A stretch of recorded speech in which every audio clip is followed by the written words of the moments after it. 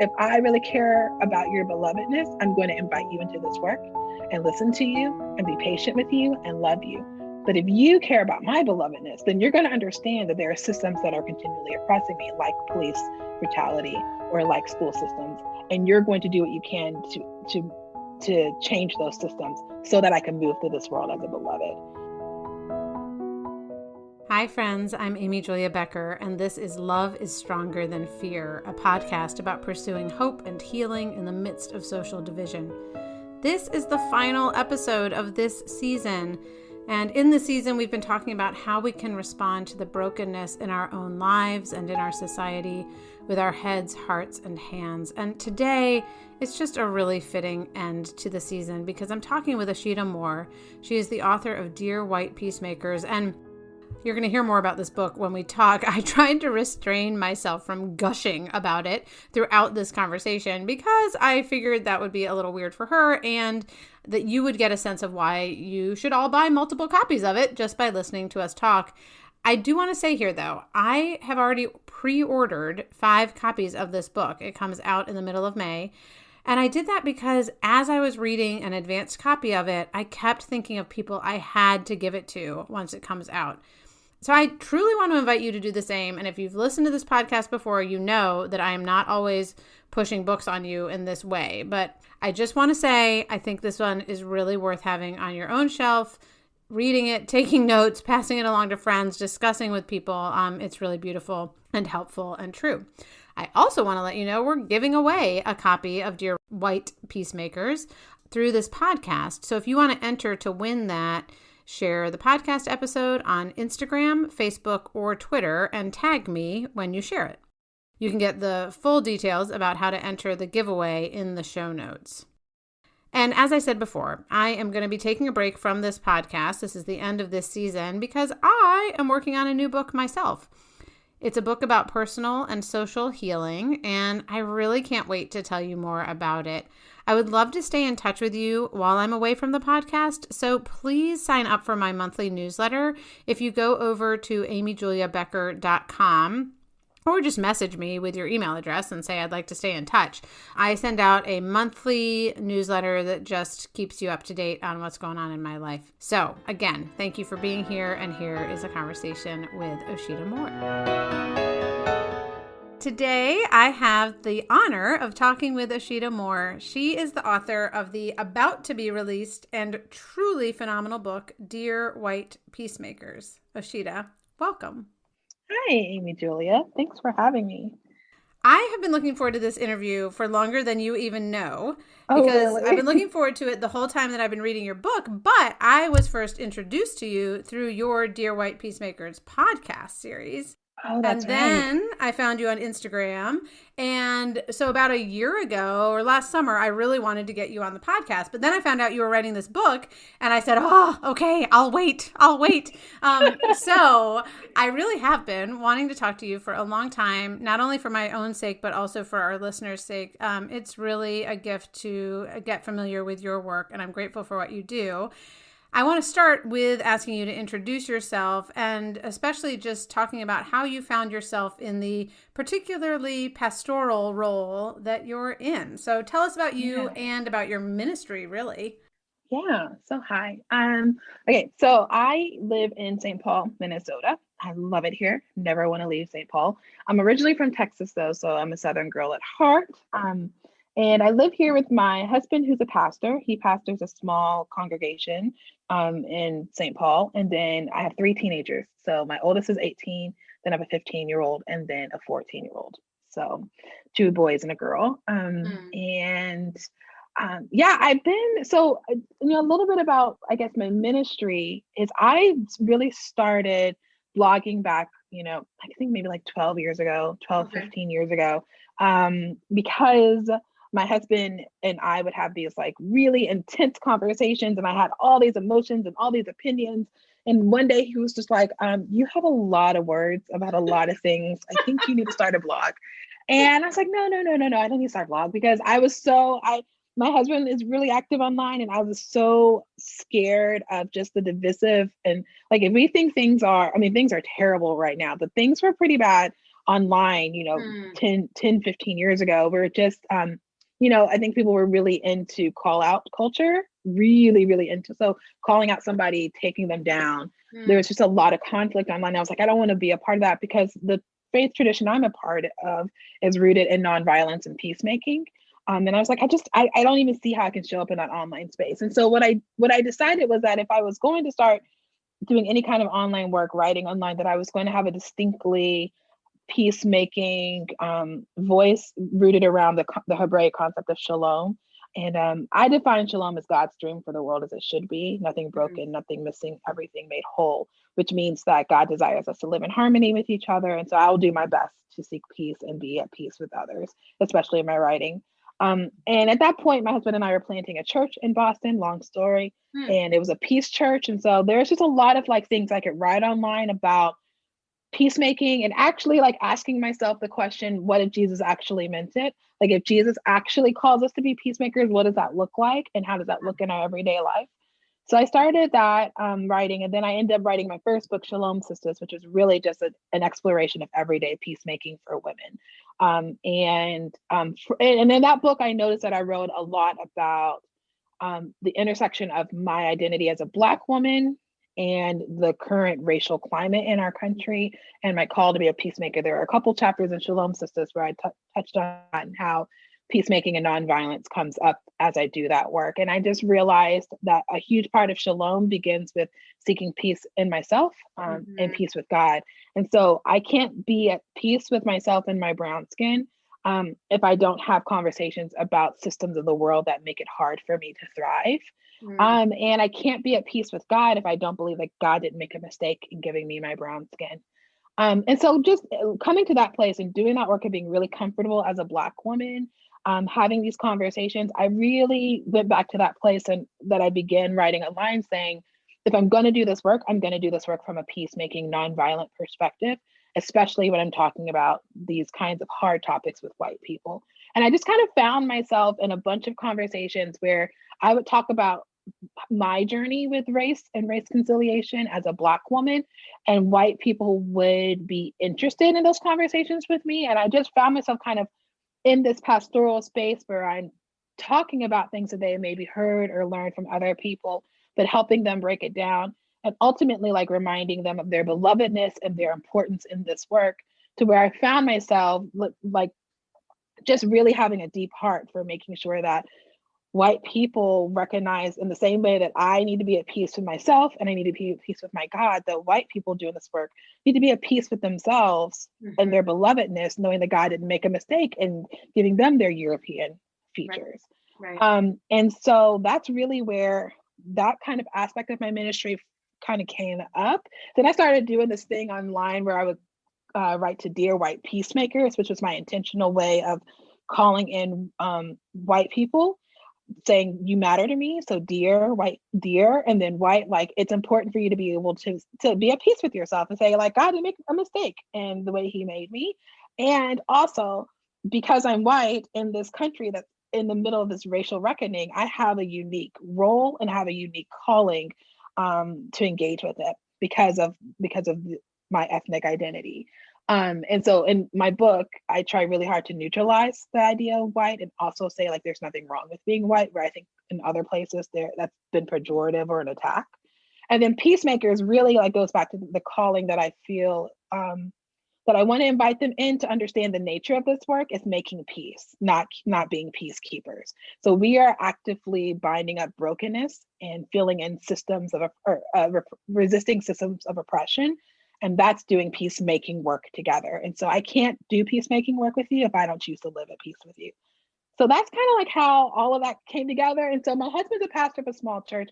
I pastor alongside with him, but then I pastored a larger church as outreach and teaching pastor here in the Twin Cities too. So I, teach, and then I also lead classes on these concepts of antiracism, beloved community, and peacemaking. I'm leaving tomorrow to take a group down south to do a civil rights pilgrimage. So that's just kind of where my ministry kind of like flowed. And I'm really grateful to be in the space to have these conversations. Well, I'm really grateful to have you here because I think that you're book has touched on so many. I mean, you've already intimated at some of them. I think there are a lot of white people who, in whether it's the past year or the past 10 years, have just started saying, okay, I really need to pay more attention to the racial injustices, to my role in it, to what it means to be white. And I'm confused and I'm hurt and I'm defensive and I'm just asking lots of questions. And I want to, and on some level, have the capacity to withdraw because it's really uncomfortable and scary. And so having some spaces where it's still going to be uncomfortable and scary, but you're not going to be condemned, seems, and where there's a promise of, you know what, if we do this together, guess what we get to do? We get to make peace. I mean, that's a really awesome promise. So I want to talk about anti-racism for a minute.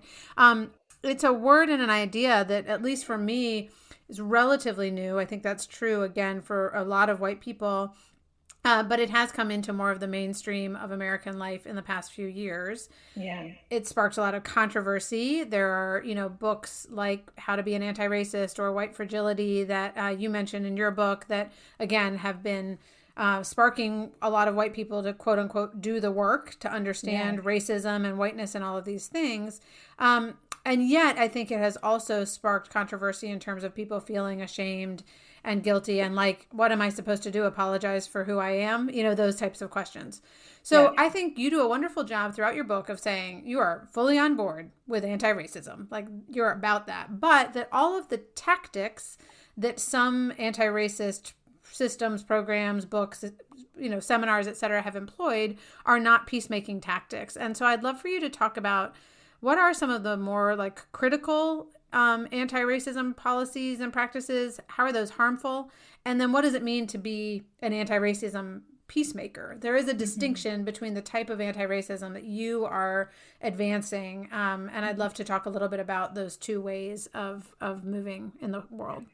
Yeah. So the way I describe it in the book, and the very first caveat that I make whenever I do this description is that I want to be really clear that every Black leader or Black educator or BIPOC educator on anti-racism bring their whole selves to this work. And so they do this work with their core convictions, with their theological frameworks, even with their North Star in mind. And so while my way is different and my way has been helpful for some, I know that their way has been helpful for others. And so I want to be really clear to say that while I don't always employ those same tactics, I honor the work and the diligence of those BIPOC leaders and recognize that I've learned from them in some ways, and I've had a lot of clarity on how I want to do this work. But for me, the way I describe how I came to this third way, if you will, of doing anti-racism that I call anti-racism peacemaking, is that I found that in churches that I have been a part of, mostly in the 90s and early aughts, whenever we talk about this stuff, whenever we talk about race and division, and it's usually under this umbrella of racial reconciliation, which often emphasizes scriptures like there's neither Jew nor Greek nor male nor female, or that Jesus came to end enmity and hostility and make unity. And there's a huge emphasis on the unity aspect of of racial reconciliation, of like, hey, we're called to live in unity with each other. We're called to love each other. You're my brother in Christ. You're my sister in Christ. This is often where we sometimes get the unhelpful idea of like colorblind, or that there's like one race. And so what I have found when as being a Black person in predominantly white spaces that would teach racial reconciliation is that there's a lot of interpersonal healing and peace between each other. Like, I knew that the white people in my church loved me really well. Right. Here's what I didn't know. I didn't know the white people in my church understood the systems that I deal with when I'm not in church with them. Right. And understand the reality of my life, and had any interest in dismantling those systems and building something new. So as I started doing the work of coming into my own as a Black woman and wanting to build a world that was safe and thriving for people who look like me, who look like my children, I kind of swung to the other side, which is primarily what, like, I call it anti-racism. So like what you would see in books like How to Be an Anti-Racist or White Fragility, like you mentioned, this hyper awareness of the systems. So like the North Star, so if you say the North Star of racial reconciliation is that, hug a Black friend, we're all in this together, like, unity in Christ. I would say anti-racism, their North Star is burning it down, like new systems, holding white people accountable, repairing the harm to BIPOC people. Yeah. And so there's a lot of like really good systemic work on this end. But often what I found is that I was encouraged to not really care about white people or their feelings, or that if a white person was legitimately was experiencing emotional trauma and doing this work, well, it's fine, it's good. Like that's part of this work. And that just didn't sit well with me either, because I have such a framework that we are all made in the image of God, we're all beloved. And I know that for some of my white brothers and sisters, they have worked really, really hard to get to the place of being beloved and knowing that they're loved by God and knowing that they're made in the image of God. And then when they start doing this work, there's this expectation that they have to take on this shame or self-hatred in order to fully enter this work. And if they don't, then they're centering or they're being selfish or whatever. And that just didn't sit right with me either. So I had to go through this journey of kind of figuring out what works for me. And what has worked for me is doing what I call anti-racism peacemaking, which is an active commitment to dismantling the systems of this world that continually oppress people of color, that reinforce white supremacy culture, which is this idea that white people are better and that their ways of are better and that they should thrive and at the expense of people of color. So I'm actively anti-racist, but I'm a peacemaker too. And so anti-racism peacemaking chooses to use techniques, sorry, tactics and techniques that are explicitly nonviolent, that are rooted in empathy, and that move us towards the realization of becoming the beloved community. And I describe the beloved community as a community of people who own their belovedness, proclaim each other, who own their belovedness and proclaim each other's belovedness. And if we can get to that place, I feel like if I really care about your belovedness, I'm going to invite you into this work and listen to you and be patient with you and love you. But if you care about my belovedness, then you're going to understand that there are systems that are continually oppressing me, like police brutality or like school systems. And you're going to do what you can to change those systems so that I can move through this world as a beloved. So that's my North Star. It's the beloved community. And it's really rooted in this idea that I am a peacemaker and I am anti-racist and I can be both. Thank you so much for that. I have a couple of quotations from your book that I noted that just are going to underline what you just said, but I want to read them here. This is a really short one. I've seen so many white people reject their belovedness thinking they're rejecting white supremacy, which I think just speaks to what you were just saying. And then this is a longer one where you write, you white peacemaker are not just white. You are not the stories of oppressors and the master's whip. You are not the greed that ended Reconstruction after the Civil War. You are not Jim Crow terrorism or prejudiced neighbors. You are not the school to prison pipeline. You are not police brutality. And you go on giving all sorts of examples here. You, white person, are beloved, a fellow peacemaker who is caught up in a system of white supremacy. Come, let's have a meal together. So again, I think those words just echo what you just described. And you also give a number of examples in the book of stories of your own encounters where you've had to put peacemaking into action in terms of not only your own belovedness, so like retaining your own sense of self-worth and care, but also the belovedness of someone who might be even actively opposing you. And I wondered if you have any of those stories from the book that you'd be willing to share here. I remember one from your civil rights journey that you took with some white people, one with your son's coach, one in thinking about the death of Ahmaud Arbery. Those are the ones that came to mind for me, but really anything you'd like to share. I'd just love to give an example for people. Yeah. So I have a chapter in the book called Your Name Is Not Racist, It's Beloved. Mm. That chapter for me, I wrote that chapter as I was reflecting on the day that I saw the Ahmaud Arbery video, his murder, the video of his murder. Um, and as we know, it happened in January, it happened earlier in the year, but it wasn't released until later. I Yeah. believe it was released in May, Hmm. early May, because at the end of May, George Floyd was murdered. And so I had posted something about how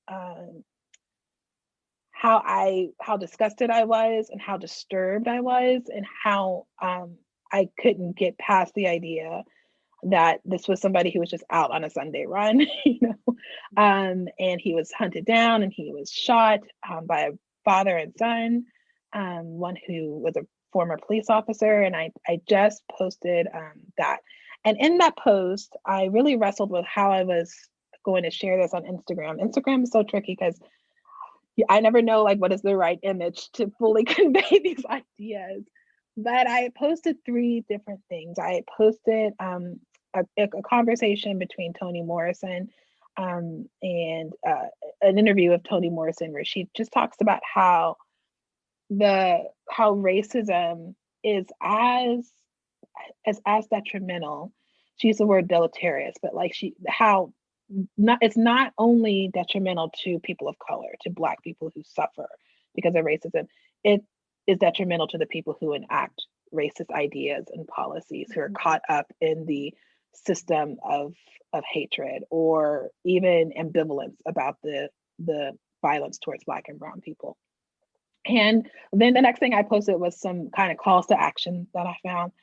And then the last thing I posted was a picture of the McMichaels, father and son, after a hunting trip. So they were all in their camo. They had their guns. I think I can't remember exactly, but it was a picture of them, and that was really important for me because part of my nonviolent peacemaking practices um, is to hold on to the humanity of people, to recognize that Jesus died for every human being. And if he died for them and they matter, they should matter to me too. And so sometimes when I am struggling with loving my enemy, which is what Jesus calls to do in the Sermon on the Mount, I will go and look at pictures of them and I will spend time creating a backstory about them. So I looked at this picture of this father and son and thought about like, they maybe had a really wonderful day together, and they maybe shared some interesting stories and they laughed together. Like these are two people who did a really horrible thing.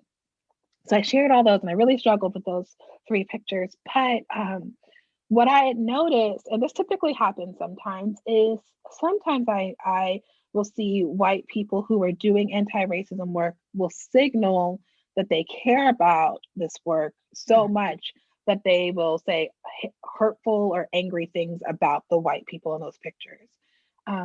And I understand where that anger comes from, and understand where that impulse comes from. But that just wasn't the kind of space I wanted to host online.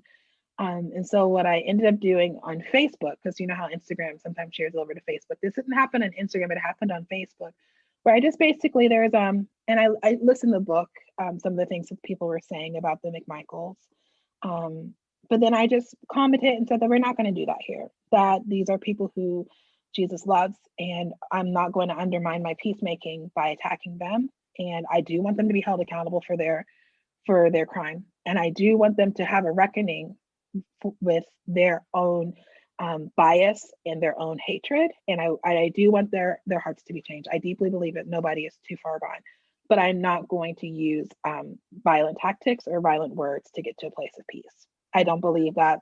I believe violence only begets violence. It doesn't beget peace. And so that was one of the spaces where I kind of had to do that work of here's my standards. This is how I can proclaim their belovedness, but also how I can maintain my standard of loving out of that deep place of belovedness. Because I know that God loves me, and I know that God was grieving alongside with me, and I don't need to say hurtful things about white people to have that validated. And I actually feel like for me, it's a really dangerous place to get into to attack white people who are blind to this or who are willfully ignorant to it. And so that was one of those spaces where I had to choose anti-racism peacemaking over retributive anger or violence. Right, absolutely. I want to get back to the idea of belovedness, but before I do that, I feel like it might be a good time to ask about your just living in St. Paul, which is to say essentially Minneapolis right now, because you have lived there for a couple of years now, which is to say through the murder of George Floyd, through the protests last summer, through the events of these past few weeks, both with Derek Chauvin's conviction as well as Daunte Wright's death. And I would love to just ask you, what has it been like to practice peacemaking in your city and in your context right now? Yeah.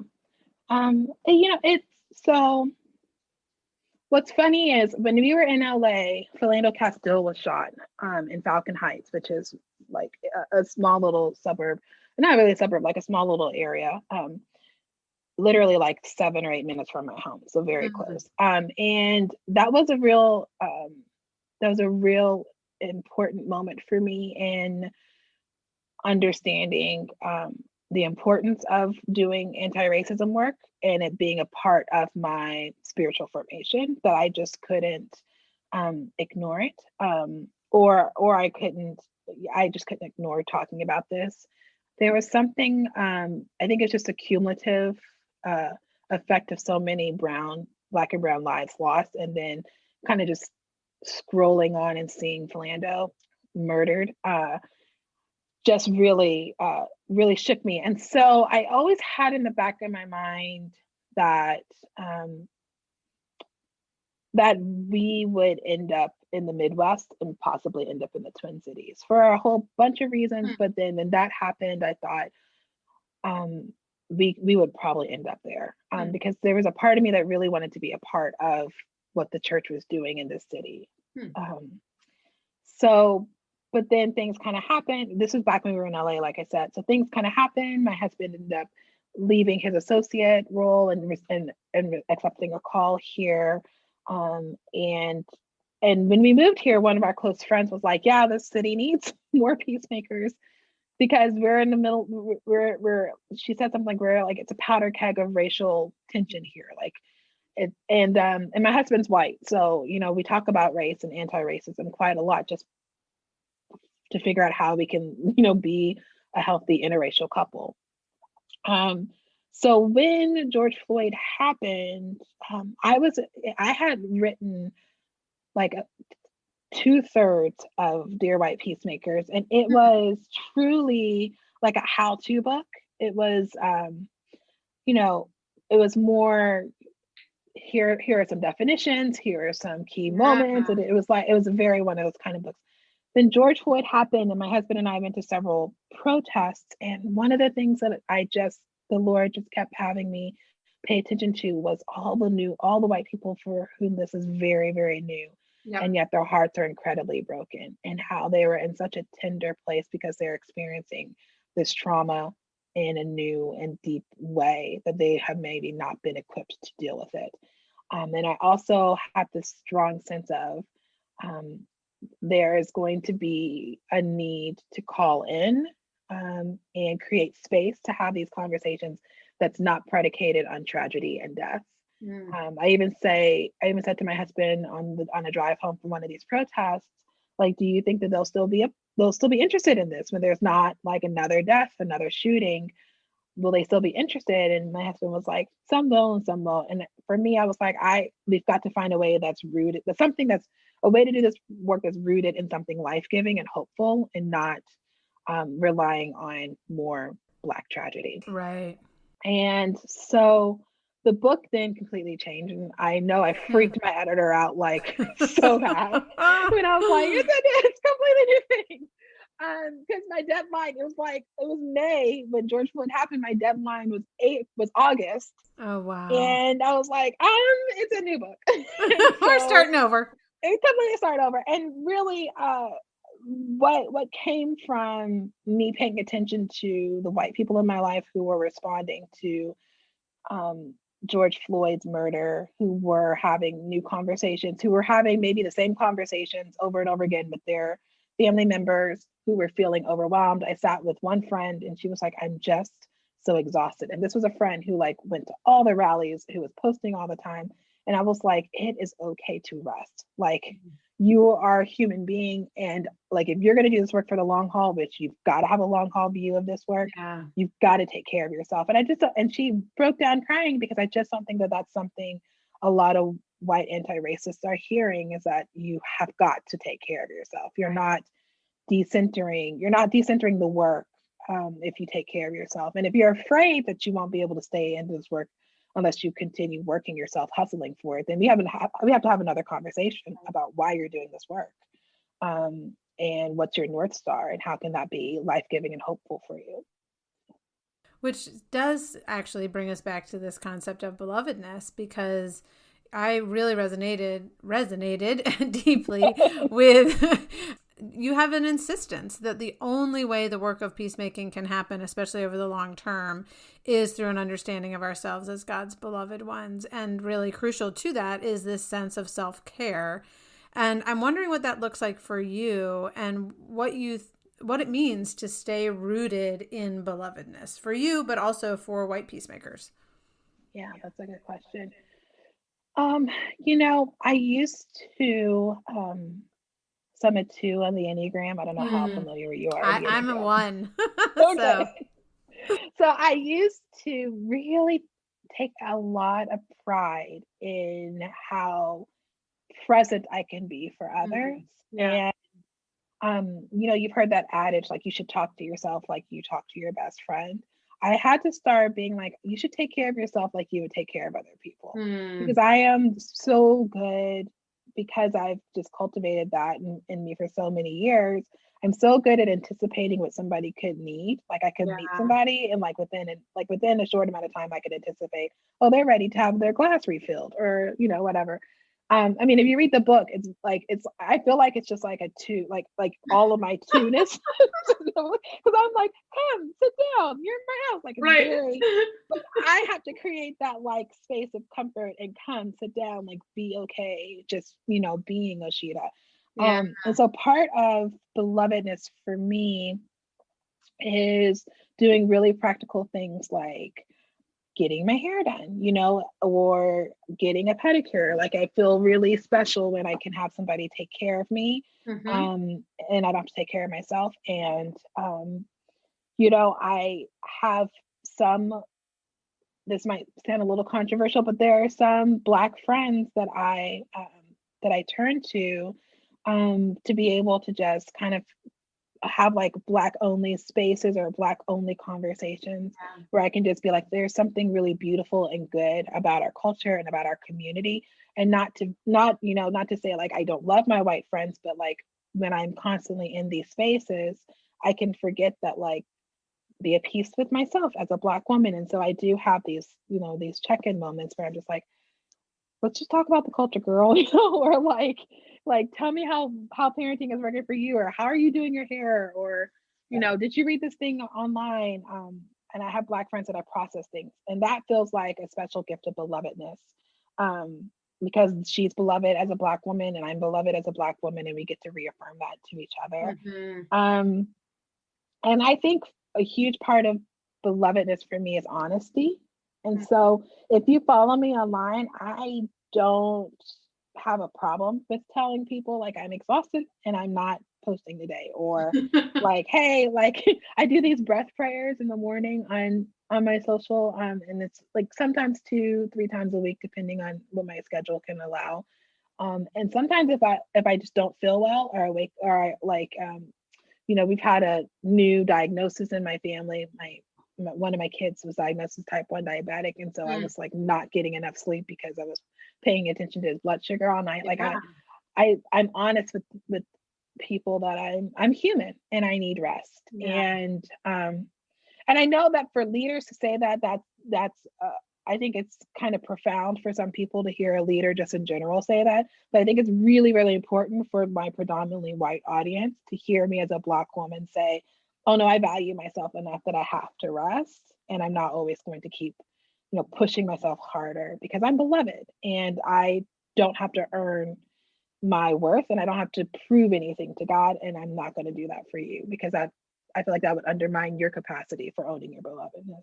So For me, I'm certainly still on a journey to understand my own belovedness as well, but one of the most profound ways for me to understand it has been through our daughter Penny, who has Down syndrome, because when she was first born, I really needed to understand, what does it mean for her to be beloved, and what does it mean, and how can I understand that myself as well. And I found that one of the ways for me to understand that was actually in thinking about limitations or needs, and not just saying, oh, she's limited and needy, but oh, so am I. And I think, again, as like a white, able-bodied, educated person, I had been so conditioned to pretend like I don't have needs. It's not true, but to recognize that actually when I admit my needs to God and to other people, that is what allows people to demonstrate love for me. Also, for me to demonstrate love for myself and not having to strive and earn and prove.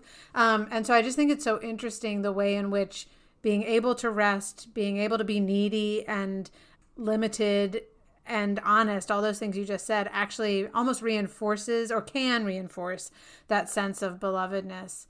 Within all of that, so one thing I was thinking about when I was reading your book, and just some of the other books I've been reading, and I've been, again, just thinking about this from the perspective of a white, educated, stable, all these things, privileged person. So I've been thinking about the difference between, if there is a difference, between comfort and care. So I'm going to try to explain what I'm thinking about. So I have a lot of comfort in my life. I can buy more or less, not a yacht, but I can buy what I need in order to make myself comfortable. And I've been conditioned, I think, in life to not be uncomfortable. And when I do feel discomfort, I think I move really quickly, almost instinctively, towards what will make me comfortable or towards what will numb that discomfort. So I do that through overworking, because I can just plow through and like not notice the feelings, or I can do that through alcohol, through food, through Netflix, through social media, right? Like all of those things can either numb or just kind of ignore discomfort. But what I was thinking about is like, okay, so in order to ignore discomfort, I'm not caring for myself with any of those things, right? Like drinking another glass of wine, staying up late, scrolling through Instagram, or working too hard. None of those things are actually caring for myself. They're all avoiding discomfort, but they're not care. And I think sometimes, sometimes when I'm avoiding discomfort, it is to get out of engaging with the pain, grief, anger, hurt, injustice in the world, and specifically that many of my Black and brown brothers and sisters have no choice but to experience every day. And so I've been trying to think about how I can care for myself but not avoid discomfort, right? Like entering into those painful spaces in love and self-care, but not with this like avoiding discomfort. Does that make sense? it makes total sense. It makes total sense. So, I used to I taught a class called Reconciling Love on, antiracism peacemaking, and I had a conversation with somebody who was sort of just saying to me, like, she wants to have all these hard conversations with her family, who don't believe that race is an issue. They're very much under the racial reconciliation umbrella of like, we're all one human race. And even saying white or even saying Black, like saying, racial identity, that's causing division. And so she was explaining to me that she's having these conversations, and that she would just get so upset, and like she just wouldn't know what to say. And so she just kept pushing and kept pushing.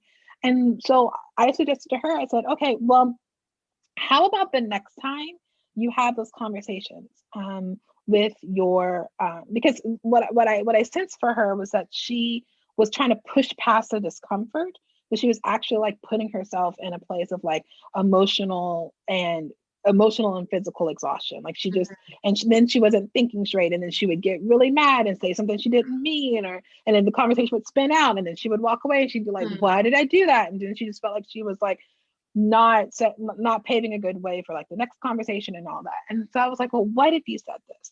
Like, what if you said in a conversation with your family members, like they say something that's really like that feels really unhelpful, or they say something that's racist. I want to stop here real quick, uh, Amy Julia, because I want to make this distinction before I finish this. I don't call white people racist because I don't like attaching that word to somebody who's beloved. But I will say that ideas and words and systems are influenced by racism or white supremacy. So when I say that her family said something racist, I'm not calling her family racist, but I'm saying like maybe the thing that they said was influenced by racist ideas. Okay, so I say to her, going back to the story, so say they say something that's racist, you can say to them, like, what you just said really makes me sad, because I think that you don't realize how hurtful that thing that you just said is. And I'm really grieving because I know so many brown and black people who, if they heard you say that, they would be weeping, like they would be so offended. And I don't think that you want to offend somebody. So I think maybe I need to take a break and kind of think about what you just said, and maybe kind of get my thoughts together. And then I'll come back and maybe share with you a little bit about why what you just said was really hurtful, if you still want to hear. But I just don't know that I can continue having this conversation with you unless we have a conversation about what you just said. Instead of just telling them like, what you said is wrong, and and then they keep pushing back and saying, no, it's not. I was like, what if you just called in the moment and said, like, this is what I'm feeling, and I think I need a break. Like, I don't have to keep pushing this conversation. And that was, so for her, she just did it because I think in her mind it was, I've got to keep at it. I've got to get them to understand. And here I was, a black person, saying, like, if you keep pushing that way, you're exhausting yourself, you're exhausting them, you're not moving forward in this conversation. So maybe you have to have a little bit more patience, and you have to show your humanity a little bit and saying, like, gosh, that just really hurts. Like, when you say all lives matter, like, that really hurts, because I'm seeing all these black people for whom their lives don't matter. And I really got to think about that a little bit. And so maybe we just table this conversation. And, I gave that to her, and I haven't heard back from her. So I can't say like I had a woohoo moment, but I could tell in watching her process what I was saying, she was like, oh, that's a way for, I could tell she was taking it as, oh, that's a way for me to care for myself as I'm doing this work of, like, I don't have to keep pushing in these conversations where somebody is resistant. And I don't have to front like I have it all figured out. I can just be honest with my humanity. So that's one suggestion that I offered. But I think that there is something about that comfort versus care piece that I want to kind of touch on, is that I talk a lot about the idea of white supremacy culture, and it's the culture that I guess a lot of us would recognize as American culture, really, because it's really rooted in like data and status and strength and comfort. And so there is this sense of what I've noticed is that when a white person does this work and they want to push past like their sense of discomfort, oftentimes it's because they have like some sort of goal or some sort of like standard that they're trying to meet to prove themselves worthy. And that's what I was noticing with this person. So that she was trying to tell me the story that she was like, see, look, like, see, I'm doing the work. And I was like, actually, like, that's hustle culture. That's white supremacy culture, making you feel like you have to meet some sort of standard. What I really want you to do is to be beloved and human in these conversations, because the only way we're going to create a world where Black and brown people are treated as human is if we all bring our full humanness to this work. And so I love that. And I think that is a really insightful, it's striking to me just how much that sense of what's the goal, how am I going to get there, and then even I was having a conversation with a friend the other day who was like, oh, well, doing this doesn't check the box of anti-racism. And my friend was like, if you're trying to check the box, then you're not doing anti-racism work. Like, that was her response, was like, there's something wrong with even just the idea of checking the box, as opposed to, I'm going to get it wrong. I am not doing it all at once, but I am endeavoring day by day to engage in a loving work in the world that does dismantle to the degree that I can, white supremacy, racism, injustice in our land. Yeah. Well, we're coming to the end of our time, but I do wonder if you have any, for the people who you were seeing last June, kind of in the wake of George Floyd's murder, and the people who you wrote the book for, do you have any sense of first steps, or, here's a way to start entering in to your belovedness, into peacemaking, into this work without getting, completely overwhelmed or swallowed by it, in a way that allows for a really lifelong commitment to the way of shalom, of peace, as you were describing before? Yeah. So I think the first thing, so there are, well, let me give you like maybe three small things. 3 is great. Okay. So I think the very first thing is I deeply believe that stories change the world. And so, and I'm just going to assume that that if you are into this work or you're just not thinking about it, it's probably because it was tied to some recent tragedy like Dante Wright or George Floyd, Breonna Taylor, something like that.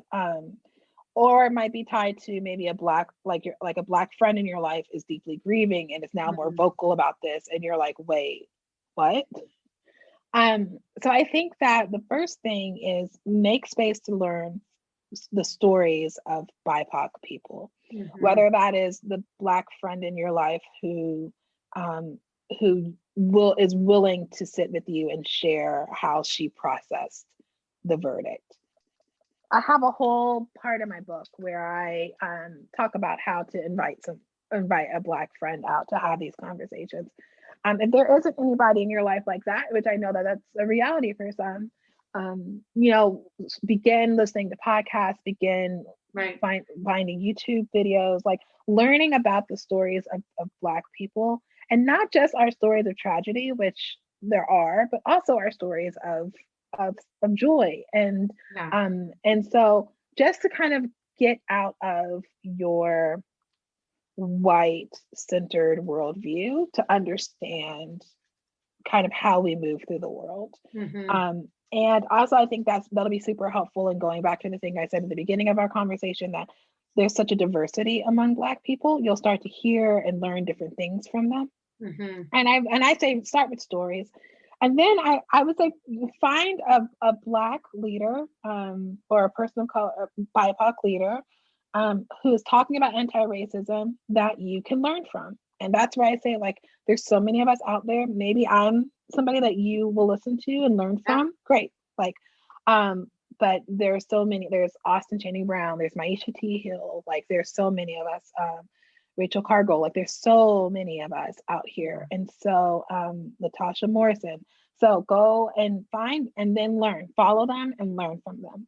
And then I think the last thing that you need to do is, or what I would encourage you to do, is to really do some intentional work of owning and acknowledging your belovedness. And I know that sounds so really weird, but I think that oftentimes we don't see the humanity of others because we've neglected the humanity in ourselves. And so if you can start cultivating spaces where you can say, what does it mean to be beloved? What does it mean to be like, what is the weight of Jesus dying on the cross for me?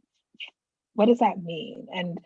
And how can I accept that gift? And then how can, out of the abundance of gratitude and acknowledgement for that gift, love others? I think doing some work around belovedness is really important. And I always suggest doing that work with a trusted pastor or a spiritual director or a friend, reading Life of the Beloved together, exploring these concepts of being like, I'm beloved. I think it's so, I cannot emphasize this enough. I think it's so important for white people to not feel less than or feel like they have to beat themselves up in doing this work. I said this to my friend the other day, like, I don't want you to set yourself on fire to keep me warm, because that's not the world I want to live in. And so I would say those three things: learn stories, find a leader, and practice your belovedness. I think even I was struck by this sometime recently that before Jesus begins his public ministry, before he's tempted in the desert and proves himself in any way, the first moment we have of his adult life is before anything has happened, God saying, "This is my beloved son." And I just thought, oh, that's such a good reminder to me that the belovedness comes first and everything else comes from there. And if I do not return to that, I mean, all the time, then I will either burn out or hurt people or manipulate or try to control or just, I can just name more and more things that will go wrong if I don't continue to try to return to that place for myself. But also, as you said, that is what gives me the eyes to see who my beloved fellow human beings are as I go through the world as well. I will just say this because I for some, belovedness feels scary because there might be a fear of am I just contributing or practicing more white supremacy because I'm white and I'm running around here saying I'm beloved? But what I have found, I'm not afraid of that, because what I have found is that when we understand our belovedness apart from anything that we did, like that God looks at us and says, "You're beloved and you didn't have to do a single thing," then I feel like that really does level the playing field in this really beautiful way where I don't have a desire to lord over you anything, because you're a beloved as much as I'm a beloved. And my hope and desire is that as a white person, when you own your belovedness, then you start to see, like I said earlier, the ways that this world is set up that prevent me from fully living into my belovedness. And so you want to make that, you want to make that happen. You want to participate in that. And so for me, I just really feel like belovedness can be the great equalizer that we need in this world. Yeah. Well, I think that's the right place to end this conversation. Thank you so much. And again, we will make sure in the show notes to direct people not only to your book, but also to your social media, because you do a beautiful job there. We will be really grateful for whatever else you put out into the world in the future. So thank you for being here. This was fun. Thanks for having me. Thanks so much for listening to Love is Stronger Than Fear. I would recommend finding Osheta on social media. And I do want to remind you that we are giving away a copy of Dear White Peacemakers. And if you want to enter to win that, share this podcast episode on Instagram, Facebook, or Twitter and tag me when you share it. You can get all the details about this giveaway in the show notes. As I mentioned at the top, this is the final episode of this season of the podcast. You can head over to my website, amyjuliabecker.com, for more resources related to the podcast. That includes the short book that I wrote called Head, Heart, Hands. It includes a spot where you can sign up for my newsletter so we can stay in touch. There are also a lot of other great conversations in this season. So if you missed them, I highly recommend looking back at the list of guests and topics and just starting to listen to some of the conversations that happened earlier this year. I learned so much from every one of them, and I'm sure you will too. In upcoming seasons, we will definitely continue to talk about personal and social healing.